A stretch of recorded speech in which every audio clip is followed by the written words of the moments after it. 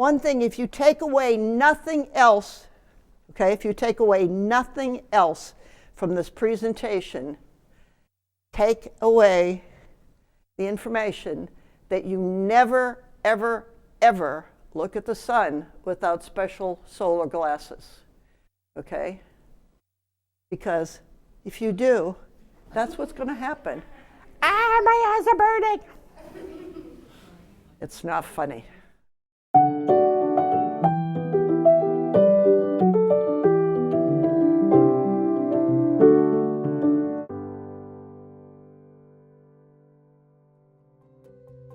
I'm Pat Monteith. I am a NASA Solar System Ambassador, which means I've been trained. I was trained about 7 years ago.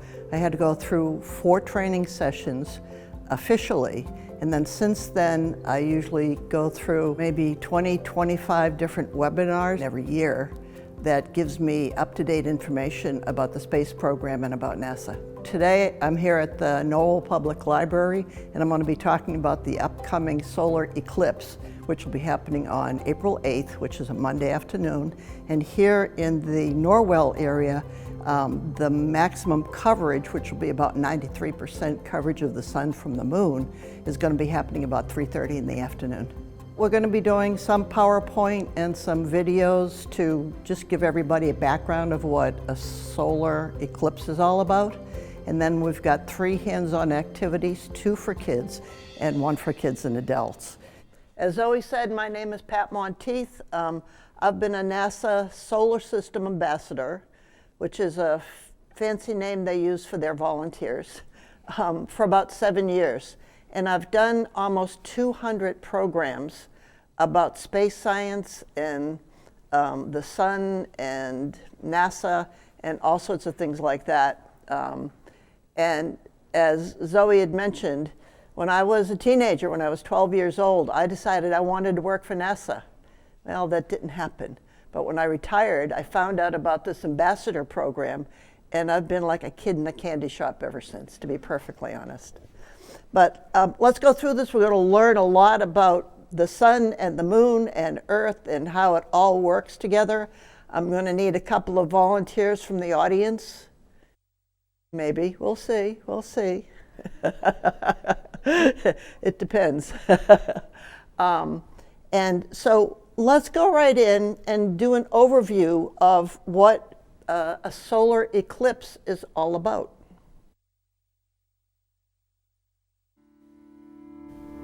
Whoa!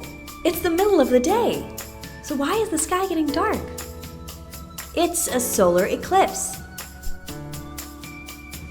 A solar eclipse happens when, at just the right moment, the moon passes between the sun and Earth. Sometimes the moon only blocks part of the sun's light. This is called a partial solar eclipse. Other times, the moon blocks all of the sun's light. This is called a total solar eclipse. As the moon blocks the sun's light, it casts a shadow on part of the Earth. The moon's shadow creates a trail as the Earth rotates. This trail is called the path of totality. If you want to experience darkness during an eclipse, you have to be in the path of totality. In that path, the moon completely blocks the sun's light for a few minutes. It gets so dark that it looks like nighttime during a full moon. If you don't know what's happening, it can be confusing. Animals can get confused too. But this darkness can also be kind of cool for scientists who study the sun's atmosphere, called the corona. The corona is very dim. It's usually hard to see because the sun is so much brighter. But when the moon blocks the sun's light during an eclipse, all you can see is the light from the corona. Total solar eclipses over the land, where people can see them, don't happen very often. But when they do happen, the moon gives scientists, and the rest of us, a glimpse at the corona's beautiful streams and ribbons. Thanks, Moon! Find out more about the sun at NASA Space Place. Well, NASA Space Place is also a really great place to find out about eclipses, and I'll show you the link again at the end. All right, so I don't know how many of you have heard anything about the upcoming eclipse, which is going to be happening on Monday, April 8th. But let's see what you think in terms of how much of the sun do you think the moon is going to cover? Anybody want to guess? I've got letters here. Go ahead. Total. Total, you think? Anybody else? Back there? C. What? C? Over here? A. By that, I meant B. You meant B. What'd you say? F. Anybody else? Go ahead. D. All right, you're the winner. So on April 8th, here in the Norwell area, and in this part, eastern Massachusetts, about 93% of the sun will be covered, and that's what it's going to look like at its maximum. So when you start hearing, when we talk about totality, that's not going to happen here, and I'm going to emphasize that several times so that you don't misunderstand, so you don't think it's not going to be E. You can never take off your eclipse glasses, or, well, you'll see what happens.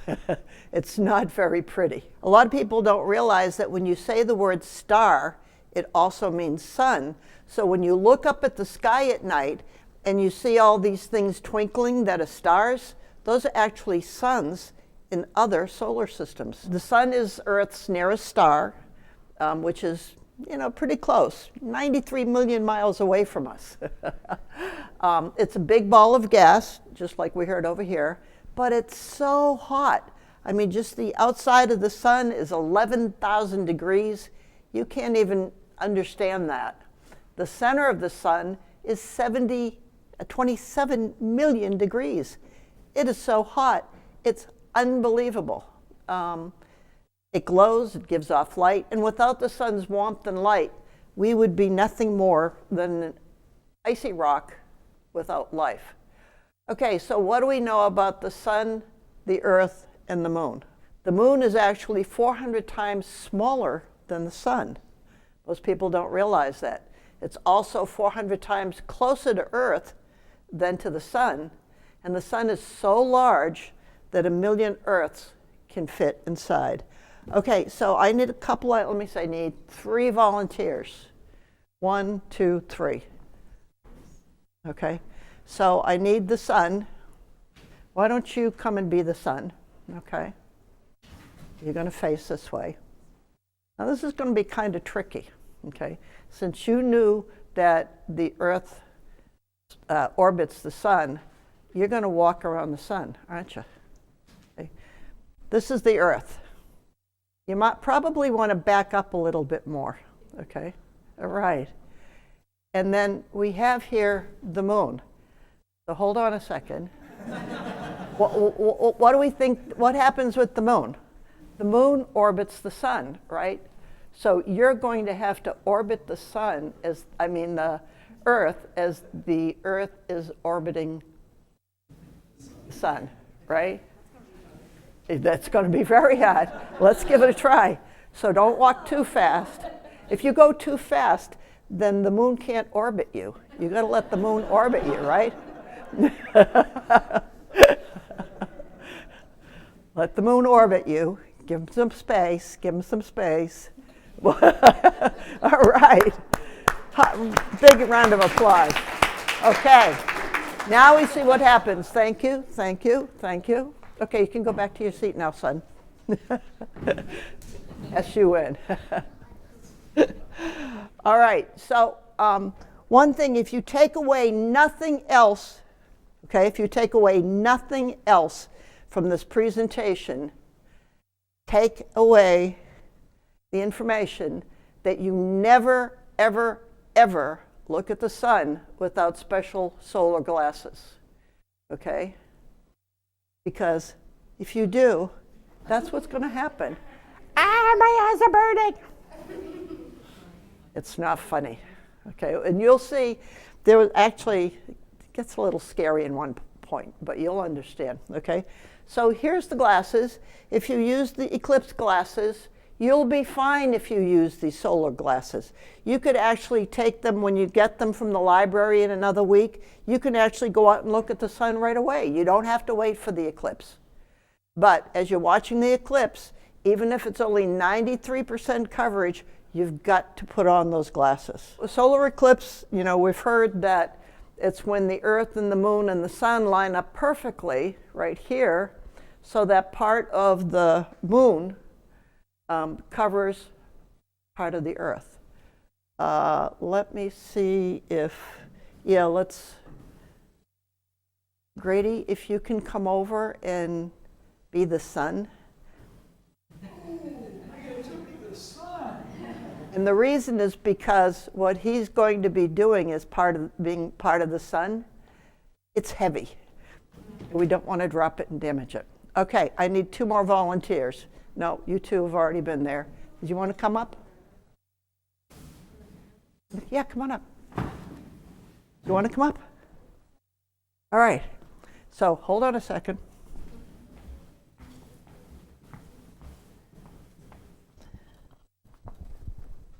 So we have the Earth, right?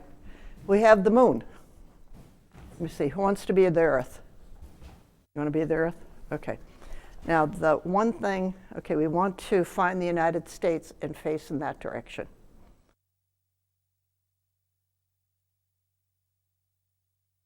Ah, there it is right there, right? Okay, so you want to back up a little bit, okay? Here are the Moon, okay? Uh-huh. Do we have, yeah, okay, so here's the United States here. So what's going to happen on April 8th, we're going to have you come right over here, and you're going to see the Moon come in from the southern part of the United States and cross it here. So you want to move back just a little bit here, okay? And you should be able to see the shadow when he turns the light on. You should be able to see the shadow of the Moon come across the United States. Now you need to bring this actually up higher because that light is so bright, I don't want it to hurt your eyes.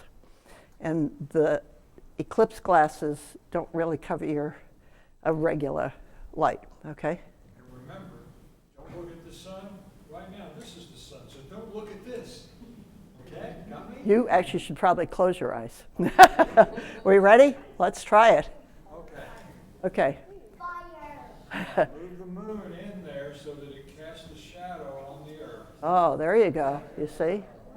All right, and as you go across it, there we go. All right, big hand of applause. You 2 did a perfect job. Thank you. Okay. So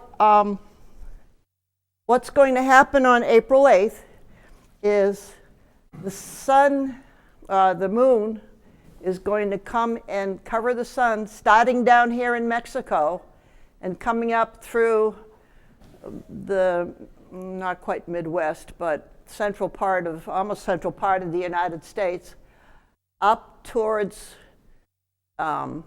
Niagara Falls, which is where I would like to be for the totality. But I'm going to be a little further up higher. I'm going to be in Burlington, Vermont. I will not be here. Oh, perfect. I'll see you there. And then through Canada. So this area here, between the 2 red lines, is the path of totality. Okay?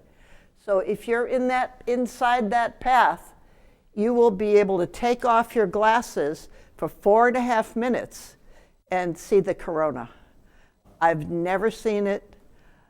When you find out the next time it's going to be happening, you'll want to see it now too if you could.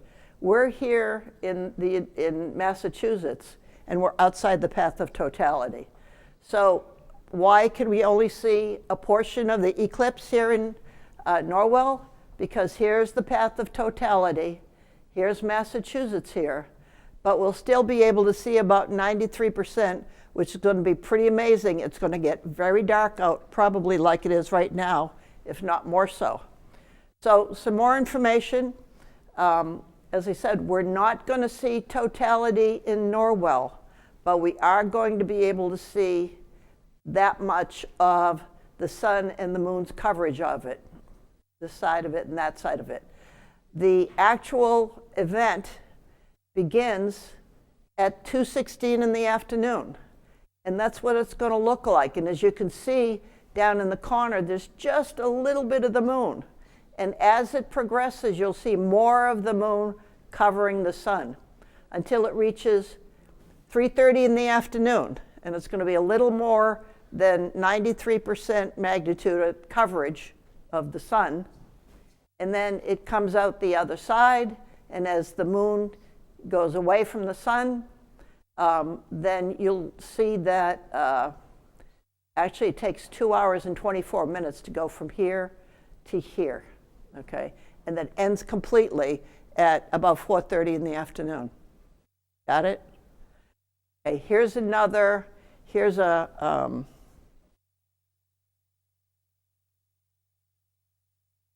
animation, looking for that word. So you can see the moon's coming to cover the sun, and you're not going to be able to see more of the sun than that right there. Then it's going to come out on the other side. Got it? Okay. All right, so let's go back again. How much is, go ahead. D. You agree with that? D, right, okay. So that's what you're going to be able to see. Unfortunately, most of you are probably going to be getting out of school at that time. Hopefully all the schools make sure that you have eclipse glasses and are safely being able to look up, okay? If not, parents, please be aware to let your children know. All right, so why is this solar eclipse so special to us here in Massachusetts? Well, because here's when and where we'll see the next solar eclipse. We're going to be able to see it on April 12th, 2026, 2 years.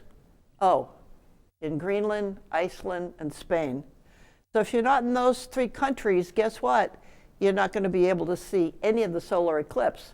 And then here's the year after. It's going to be in Africa, Gibraltar, and the Saudi Peninsula. I don't think I'm going to be in any of those places in 2027. 2028, Australia and New Zealand. 2030, over Southern Africa and Australia. So they know when the eclipse, NASA knows, all the scientists know when the eclipse is going to be happening. And, there's details of, where you're going to be able to see it. The next time you're going to be able to see it in the US, just a little bit up here in probably North Dakota, I can't see that, what is that, 42? And then in 45, it's just going to be, the path is going to go through southern United States. And in 2052, a few years out, it's only going to be pretty much in Georgia and Florida, okay? So if we're looking to find out the next solar eclipse over Massachusetts, which is, it's going to cover that area there. Anybody want to take a guess? 2079. How old are you going to be in 2079? Wow. Can you add that far? So this is why this eclipse is so important to so many different people, and why they're calling it the Great North American Eclipse, because it really is going to be a long time before we're going to be able to see the eclipse here in eastern United States. Okay, so I think you heard in the other video that animals are sometimes impacted by the eclipse. Let's see some more about that. When I saw my first total solar eclipse in 2017, I noticed something strange. Like, other than the sun going dark, all the songbirds around suddenly landed in trees and started singing en masse. But I'm far from the first to notice animals doing weird stuff during an eclipse. Almost 600 years ago, an astronomer noted that birds fell down from the sky in terror of such horrid darkness. More recently, there was a report that a group of Galapagos tortoises huddled together during totality, then half of the group started mating before they all gazed upward at the sky. So, what do we actually know about how animals experience solar eclipses? Hi, I'm Cameron, and this is Minute Earth. Hundreds of anecdotal accounts of animals' weird eclipse-related behavior exist, going back hundreds of years. Academia is interested too. The roughly 2 minutes of totality during the 2017 eclipse across North America alone generated at least 26 scientific papers on the topic. And at first glance, it seems like we can pretty easily sort animals' reactions into various categories. Some behaviors are freakouts that seem related to anxiety, like the baboons who paced their zoo enclosure, or the horses who clustered together and shook their heads and tails, or the giraffes that ran frantically in circles.